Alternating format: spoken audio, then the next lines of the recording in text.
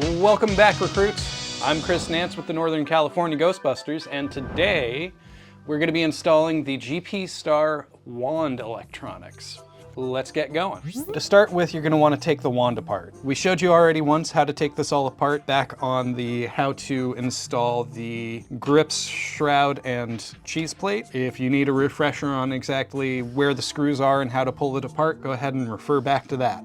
I'll leave a link in the description below. Yeah, Greg will leave a link in the description below. Now we have the wand open, barrel side pointed to the right. First thing you're going to want to do is actually kind of very gently pull this up so you can kind of get to it, and you want to make sure that you mark your positive versus your negative side. I already went ahead and just marked it right on the inside of the cheese plate here. That's going to come into play in a little while here once we actually get to putting the GPStar board into place, and we need to wire the speaker wiring in the correct polarity. We are going to go ahead and tape this whole assembly into place real quick, just to make sure it's not moving around on us.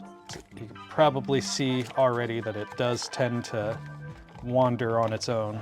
Very, very small wiring with very gentle soldering to it. So just to avoid any damage to that wiring, we're gonna hold it in place while we're yanking everything apart. Now we're gonna yank everything apart. That is correct, Gregory. We got pretty lucky in that we had a lazy Hasbro employee, factory worker, who didn't put a whole huge glob of glue on top of this wire bundle that we need to free. You might not be as lucky as Greg is here. If you've got a big glob of glue, just go slow and gentle. So I'm just using a pair of like very fine tweezers. These happen to be the cheapo tweezers that you get with just about every soldering kit. In fact, I believe these came with my soldering iron. And all I'm doing is trying to get as much of this glue out of the way as possible without doing any damage to the wires themselves. It doesn't really take that much to get these out unless there's a giant blob of this glue in the way. Yeah, exactly. Work smarter, not harder. Exactly. Shop smart, shop S-Mart. That's not on brand. We have to cut that out now. Hey. It's not even 80s. Army of Darkness was 91? Yep. So it's early 90s, and it's a superior movie. Ooh, that's gonna cause some. That's gonna cause some comments right here in the room. Evil Dead 2 is obviously superior. Well, hello, Mr. Fancy Pants. With all that tape and glue out of the way, what we're gonna do next is we're gonna take the stock Hasbro board out. And to do that, we're gonna have to remove these 4 screws right in the corners of the board.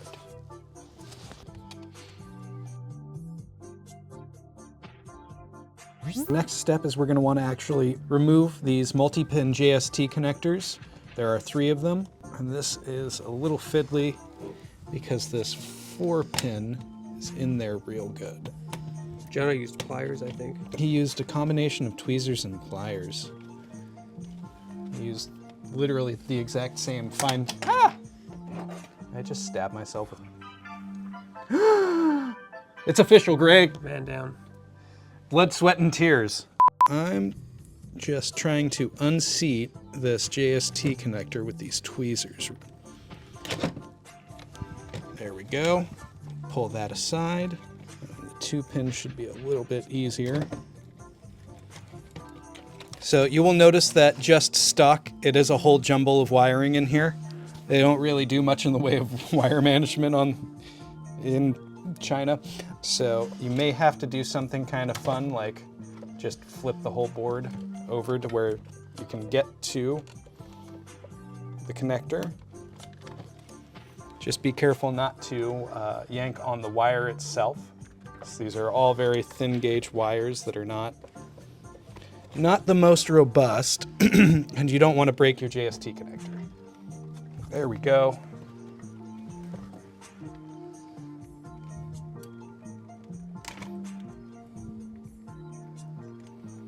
Did you get it? Kinda. I yanked the whole JST connector off the board. Oh, damn. That's... might take a little bit of trickery here. Thankfully, we are not too worried about keeping the stock board intact. Ooh. You can see as I was pulling on the very last 3-pin connector, the female side of the JST connector came out of the board, just from me trying to pry the whole thing up. So the tabs on these things are no joke. Go slow, go careful. If you need to, get yourself some very fine tweezers to help you sort of go in between the tab on the male and the slot on the female and to lift.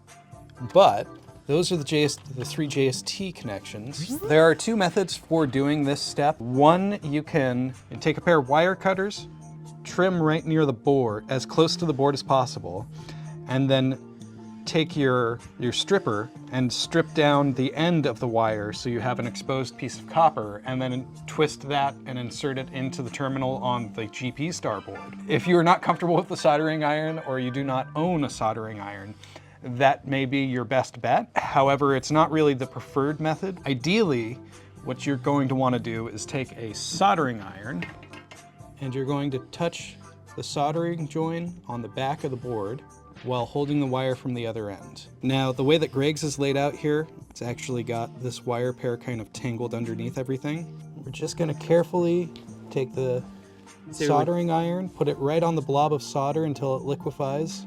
And you may want to use like a pair of tweezers or pliers or something on the wire so you're not burning yourself, because it will conduct heat through the wire.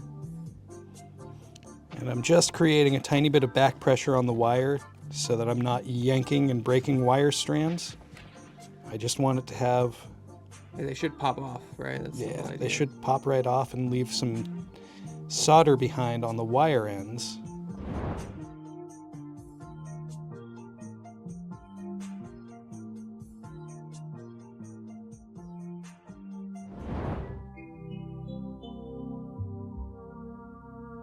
Would recommend a good set of helping hands to do this. It definitely helps an awful lot between that and then using the tweezers to pull from the back to the other side of the board, so you're creating that back pressure without burning your hands. At this point, I've gone ahead and pulled the speaker side plate out. With it detached from the board, it should come out through the pass-through pretty easily. And what we're going to do is we're going to go ahead and mark the positive, so we know which is which without having to mess around. So our next step is we're going to remove this screw, unseat the spring, and then we're going to take apart the screw, take the screw underneath the spring out.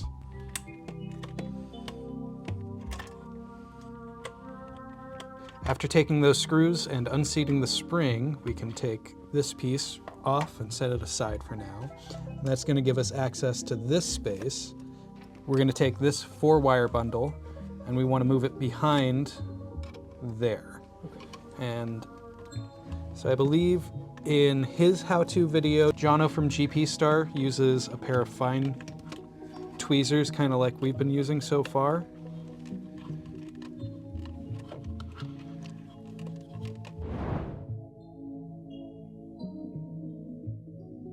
There we go, almost there. From here, I think I can go ahead and use a flathead. Jono used just a fine pair of tweezers to help guide it through. I used a flathead and the tweezers to sort of open that space up, wedge it open basically, to create enough space for it to start, and then sort of use the flathead to help push it through a bit, and then just kind of, once it was more than halfway through, I just kind of yanked it. Right down there is basically, that's part of the pipe for the rear handle. Now the idea here is we need to create a pass-through hole that's going to allow a set of wire bundles to go through. We're going to want to create a wire pass-through here. We don't want to drill straight through, we want it to be at about a 45-degree angle. Now to achieve that, because drill bits don't like to drill at angles, they want to be flat, I'm going to try to start with my metal punch. I've shown it off before. You like that little tool, yeah. It's one of my favorite tools. And I'm going to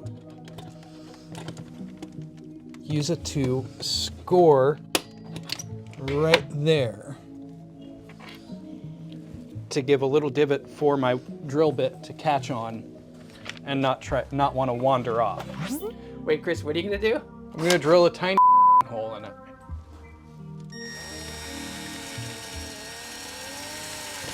They're slightly bigger.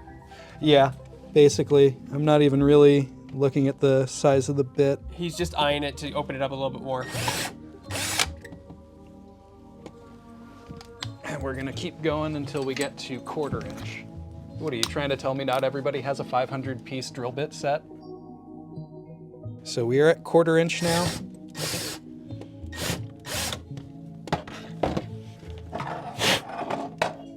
That should provide us plenty of access room for the wire bundles to run through. Now that reads on camera. Next step, you're going to take package C, which will have two wire bundles in it, and you're going to run one set through just to make sure that you got your angle correct, which we did. As it comes out on the right end. Yep, and if you've done it correctly, it should feed all the way through the back handle, out the back, through the battery compartment. I'm putting a piece of tape over the ends here that are gonna go through the handle. So what I can do is just feed everything through all at once, like so. There you go. And we're gonna take that tape off. So here's the GPStar terminal main board for the wand. You'll notice that it has a bunch of these screw terminals on one side. That is so you do not have to solder yourself. That said, they are kind of a pain in the butt because they are very fine screws in here. And most screw terminals are going to come already fully closed. So you're going to want to go through and back up all the screws a bit to allow your wires to sit in. You can see these little clamps come down and open up and allow for the wire to get captured when they're open. And then once you close them, it pulls them up. Before we get started here on actually wiring the board in, what we're gonna do is we're gonna take this cover off. And what that's gonna do for us is it's gonna make our lives a lot easier because we'll be able to actually visually track back where our wire pairs are coming from. So to do that,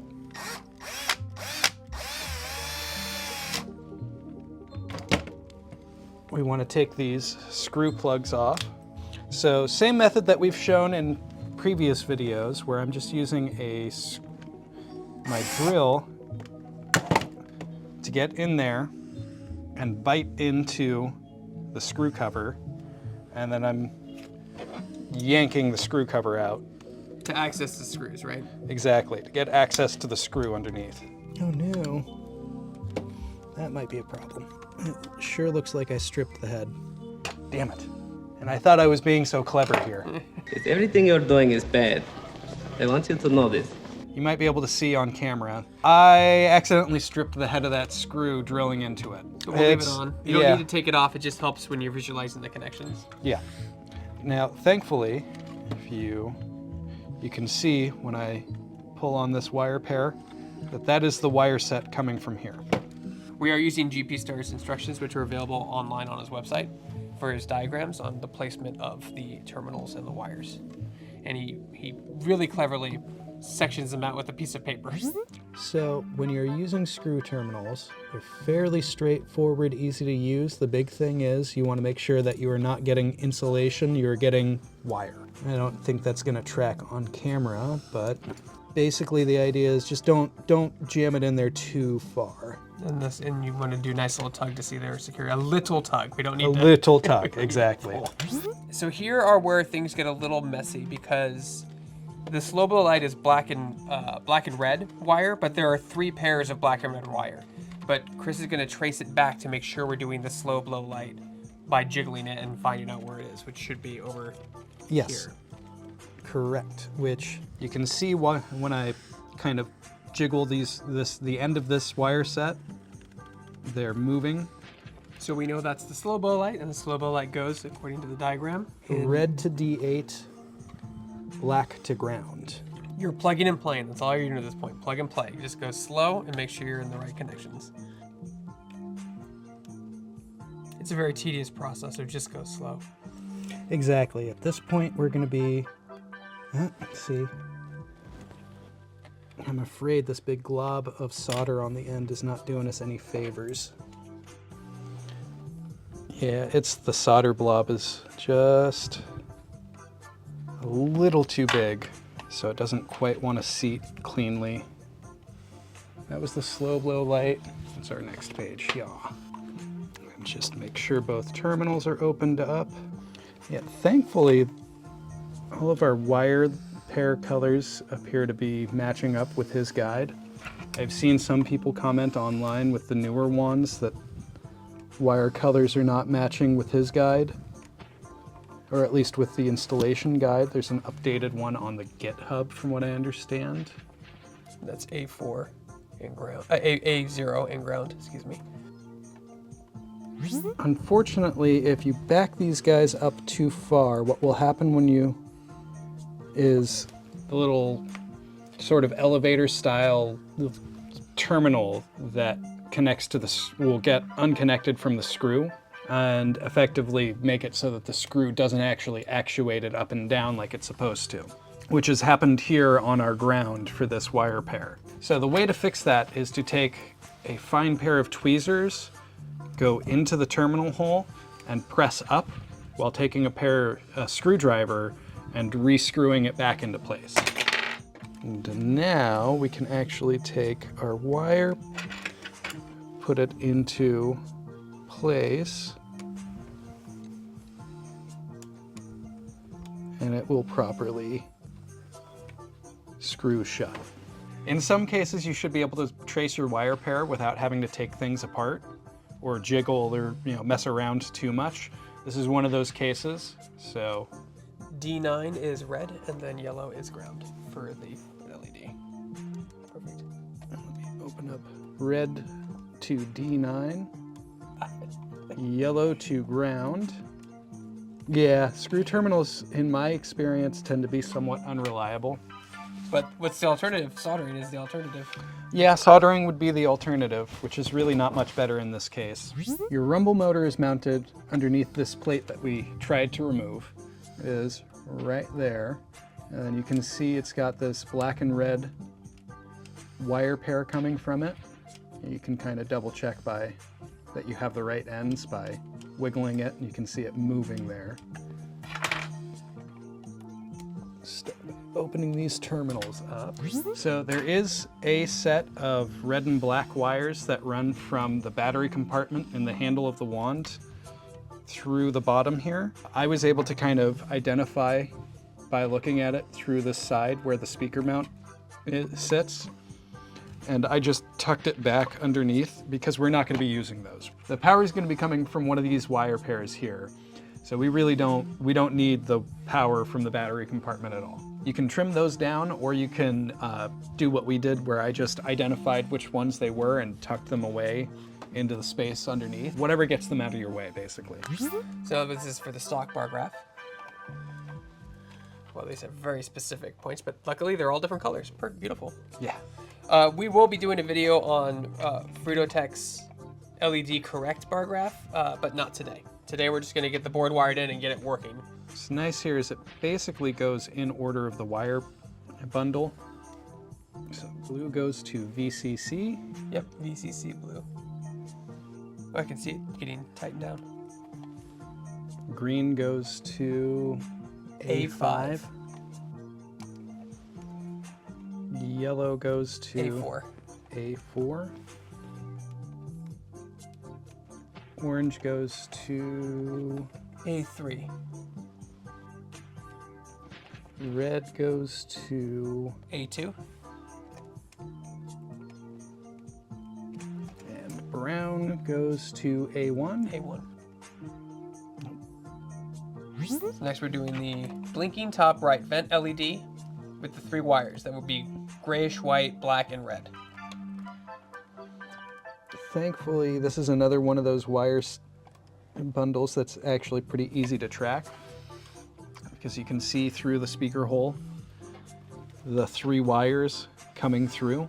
So white goes to D12. Goes to D12.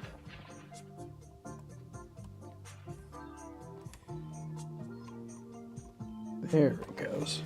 Black goes into D13. So D13 for black, and then red is VL+. Got it. We good? We good. White is in D12, Correct? black is in D13, Correct. and red is in VL+. Correct. Rotary encoder. Okay, this one's really important. This should be red, yellow, and orange. I got... You have a brown wire, but that's okay because process of elimination, right? Yellow goes into D7. Yeah, yellow D7. Red goes to D6. And then it says orange goes to ROT negative, but we have a brown wire.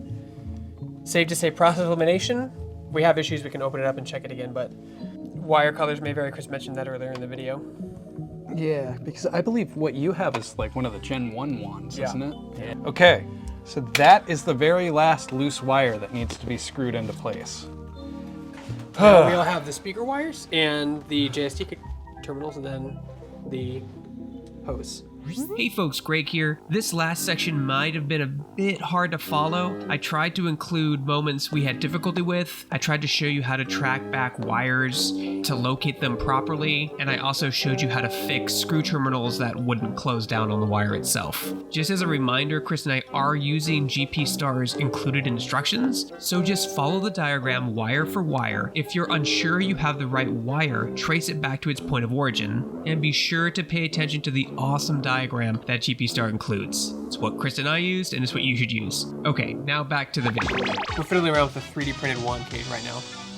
And it's delicate because you don't want to break your 3D print, and you don't want to break your board either. So because the wand cage itself is a 3D print, you may notice that there are little bits of support material left over on some of the surfaces. It should come away easily with just your fingertips. If it is not coming away easily, it is probably meant to be part of the 3D print, and you shouldn't be yanking it. Did you yank it? No. So we're gonna go ahead and plug our 3-pin connection into Q2. Now, the audio board. We're gonna start by putting the micro SD card into the audio board because it is gonna be way too much of a pain in the ass trying to put it in. So make sure you open up your screw terminals before you try to install your wires. This is gonna be tough. The board lays face down. So if that helps. I don't know if that helps or... We put the wand cage in upside down. So this top right here, that's the top part of the cage. Top. This one like that. So Chris, we had to unplug all the JSTs and reset the board. Just the JSTs, not the wires, although I think one wire pair came out. Yeah. We also want to get our spring mechanism back in place.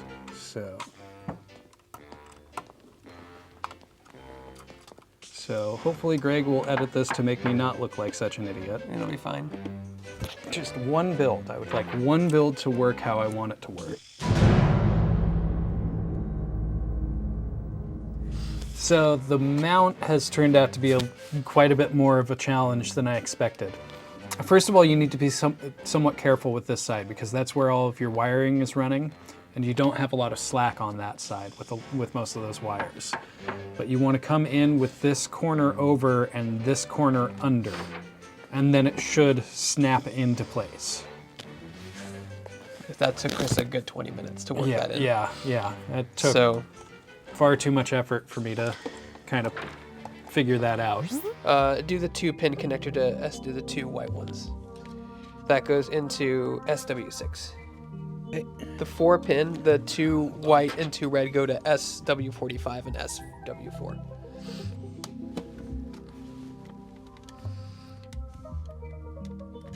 Okay. So 3-pin connector, the brown, red, and Y go into Q2. Yeah. The wand, the 2-pin red, goes into 5V. 5V in. Okay. Then the blue and yellow goes into TX1, RX1. Okay. Now, after that's done, now we go back. Now we're back at the audio board again. Okay. So audio board. That's right. We already marked the speaker wires, which are positive and negative, and Chris is going to screw those into these terminals, positive and negative, and now since it's facing the right way to be mounted, that should be easier. Wire the terminals very carefully. Yes. We plugged in the last JST4 pin into the board, there, into the main board, there. And Chris is now thinking he snapped something off camera. We should be good.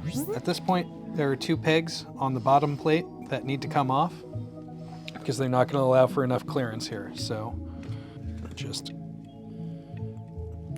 trimming them off. And I'm not certain if it's important that you get it above the glue or not. That's the thread for the V-hook mount, but that's just excess sprue material. Right, now we go down to the hose. Okay.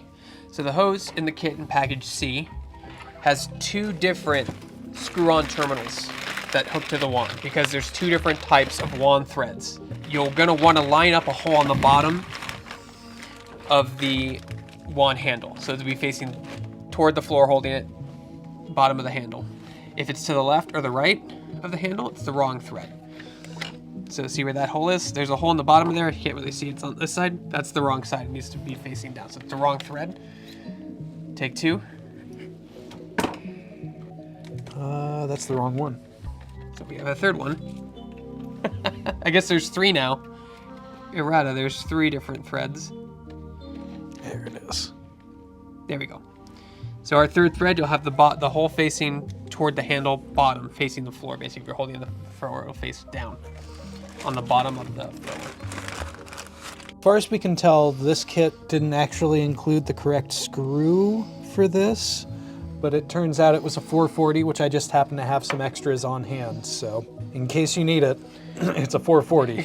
Crisis averted.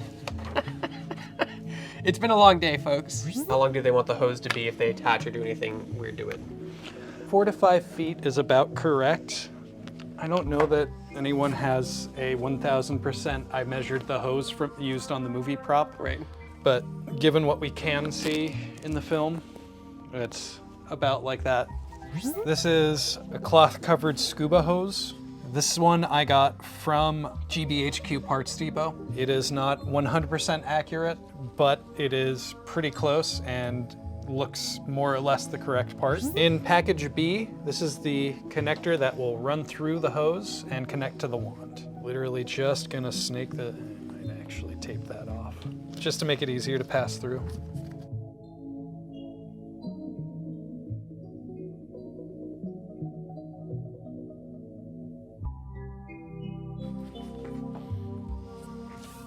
Oh, we need to trim off another inch or so. If you're doing something like this and you're adding the cloth end, like Afterlife or Frozen Empire, what you can always do is trim off the excess, which is exactly what we're doing right now. So you can see I'm just trimming away like another 2 inches, and there we have it. That's the pack size. Following the instructions, we can now run this through. And important note, if you are going to use some heat shrink to help seal the ends on this, you're going to want to do it now before you start really assembling anything. The heat shrink was too small. I think we need 1.5 inches or 2 inches, and our stores don't carry that here. So special order online. Similarly, once you've got everything fed through your hose here, your assembly for the hose side connector is basically just going to look like this. If I can get everything in there. There we go. Voila. And then your wiring will go into that piece. This sleeves over everything once it's all wired in. And that will screw into this part. So in order to actually wire it into the connector, rather than relying on the little pressure fit, like screw pressure fit things that the connector uses, that's tough with the gauge of wire that we're using. What we are going to do is we're going to use these little crimp-on ferrules, and we're going to crimp them onto the ends of the wires and then plug those in to the actual connector. GPStar recommends using these. Most folks in the community who are building these sets are using these. They really are kind of a lifesaver. And we're going to be using barrel crimper. So that's just going to smash it down into place. In order to do that though, we're gonna have to strip back these wires just a tiny bit more for the ferrules to crimp onto. Not a lot, but just enough to give a good connection inside the ferrule. You may end up taking a little bit of the tinning off with the wire stripping, but that's gonna be okay. The ferrules are gonna do the job of the tinning for us. The idea here is that we're going to use this copper stranding is gonna make contact with this metal barrel, and then the plastic bit is gonna crimp down around it. So we're gonna get it in there as far as we can. And then we're gonna take our crimping tool. Around the barrel, right? And you just squeeze. That's it. And you can kind of see, I don't know if this is gonna pick up on video, but you can kind of see where the crimper smashed down the metal bit. And then if you have excess wire, like I do here, you can cut it off if it's too long. I'm not too worried about this. If anything, I'm just gonna wrap it around the side. And we're gonna do this 3 more times. Twist your copper strands down.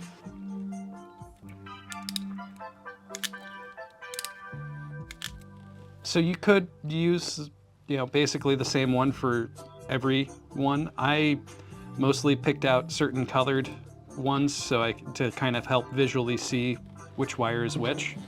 That's why I have a black and a red and then 2 blues. So I wanted to have the positive and negative really, stand out from the 2 data connections. You're going to take a Torx T8 for the hose side and open up all of your contacts, which these are already all opened up, and start wiring them in according to the diagram. So red, our positive lead, is going to go to 1+. 1+ for red. And then you can much more easily tighten your contact down on the set screw.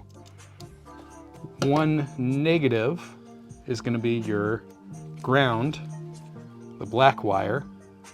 Oh, you know what? I might actually have to trim off this excess here. Just a little too long. Yeah, making it hard to get it into the contact. I think I'm going to do that one last, actually. Yellow is 2 positive. Get that nice and tight.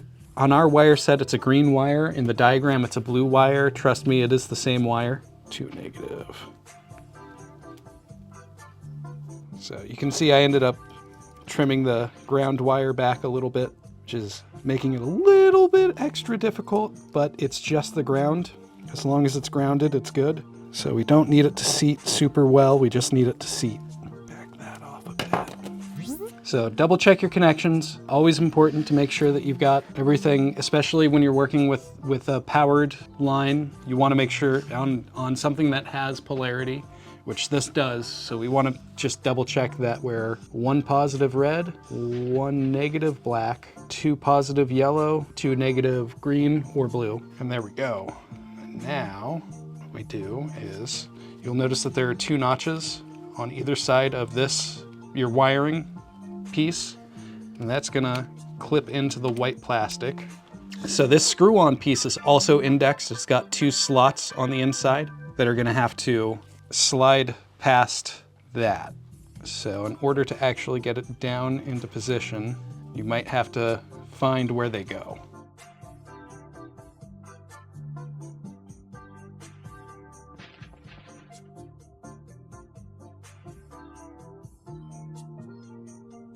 There we go. There we go. Beautiful. I think I got it.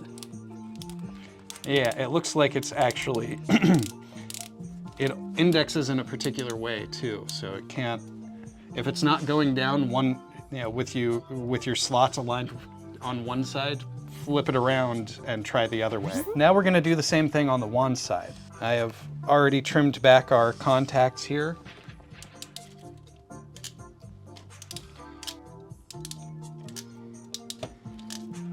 And what this does is, instead of having multi-stranded copper wiring that you're trying to kind of twist and push into place and then get that captured, you're just creating like one solid round piece basically, which is a lot more convenient when you're using these like screw terminals. At this point, what we're gonna do is we're going to insert all 4 of our wires into their seats first, and then tighten everything down just to make it a little bit easier. You're not yanking on wires everywhere. The connector to both the hoses are identical. So in terms of the order, so red Yeah, still goes to +1, black still goes to -1 on both the hose end and the wand end, so you don't have to worry about like, oh no, are they different? No, they're exactly the same. All the wires go to the same locations, numbered on both the wand side and the hose side. So now we actually have it. We are going to double check our connections again. So 1 positive, 1 negative is red, black. Yep. Yellow is 2 positive. Correct. Blue is 2 negative. Correct. Okay, so now for the final moment of truth. There you go, and you hear it snap, and that locks. Yep.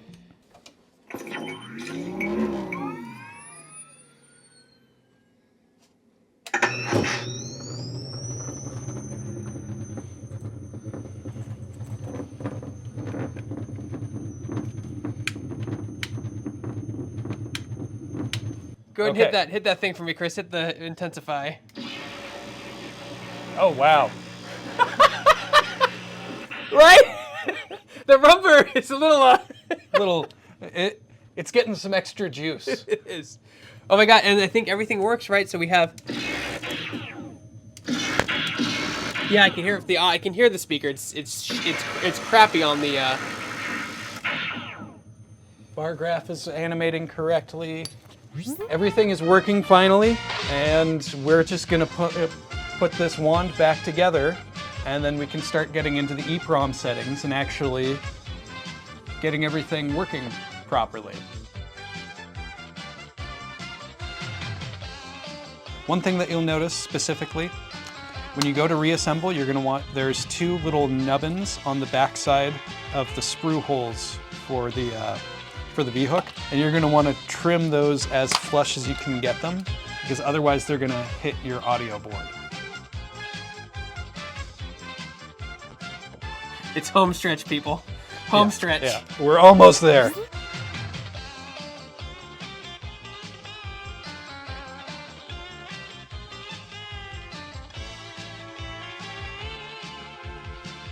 I'm a big fan of Gorilla Brand tape. Is good stuff.